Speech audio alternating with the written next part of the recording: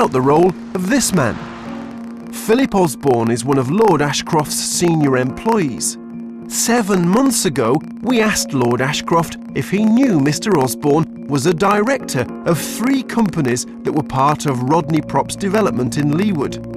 Lord Ashcroft's lawyers told us he did not know Mr. Osborne was a director of the 3 companies, if indeed he was. The thing is, he should have known, because Lord Ashcroft's main company, BCB Holdings, should have told the stock exchange that its company secretary, Philip Osborne, was also a director of those Leeward development companies. The correction on the stock exchange only came after we pointed out the error. Mr. Osborne says the failure to disclose the directorships was an inadvertent oversight.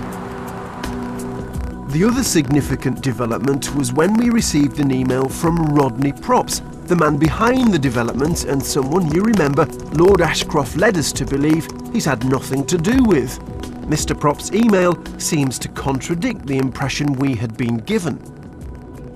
He says the Michael Ashcroft interests had become excellent passive financial investors in the Leeward projects, though he emphasises this was after they got underway. He goes on, the investment was managed in a very professional and proper manner, exactly what one would expect from a billionaire with worldwide investments, which would suggest Lord Ashcroft was involved. Some of the contractors were sure he was a partner, and when the project ran into trouble, they turned to Lord Ashcroft's senior employees to get their money. We were informed by directors of Lord Ashcroft's companies that we would, both in meetings and over the phone, that on several occasions, as well as in emails, that payment to the different vendors, including ourselves, would be made. Scott Hulkey eventually wrote to Lord Ashcroft directly about his debt of $500,000, and he was surprised by the response. He'd been told Lord Ashcroft was a partner. Now he was told Lord Ashcroft didn't own the hotel he'd been working on at all, and it was actually owned by a charitable trust.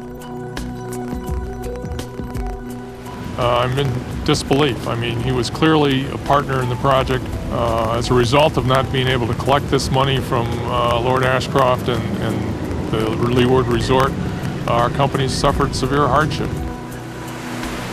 In the end, the project went bust and the receiver was called in. Now remember, lawyers for Lord Ashcroft gave us the clear impression that throughout this period, the project had nothing to do with him. But one man who should know disagrees. Rodney Props told us that 5 months before the project went bust, Lord Ashcroft had bought him out completely. He said, I have not communicated with or seen Michael Ashcroft since February 2009 and was astounded that within 6 months of buying me out of the Leeward projects, he would place them in receivership. We are struggling drastically right now, and don't know if we're going to survive, but we're, do my best. But we're hurting big time. On the Turks and Caicos Islands, the corruption investigation led by British detectives continues.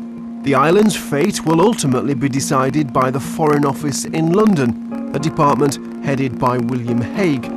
Last year, Sean Malcolm, the man who helped raise the alarm about the corruption here, wrote to David Cameron. We respectfully and sincerely ask for your written assurances that Lord Ashcroft will not be influencing, directly or indirectly, decisions regarding the Turks and Caicos Islands. Of course, 2 weeks ago, Lord Ashcroft resigned as Deputy Chairman of the Conservative Party, but he remains in the House of Lords. I think if the Conservative Party is in need of someone to help it out both financially and perhaps politically, then we may well see Lord Ashcroft make a return to the political scene.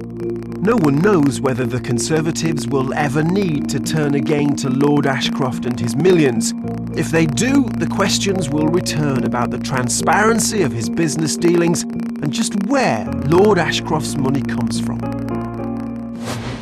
Richard Bilton reporting there, and Panorama now understands that the British detectives in the Turks and Caicos have asked the Electoral Commission here to share information gathered during its investigation into Lord Ashcroft's political donations.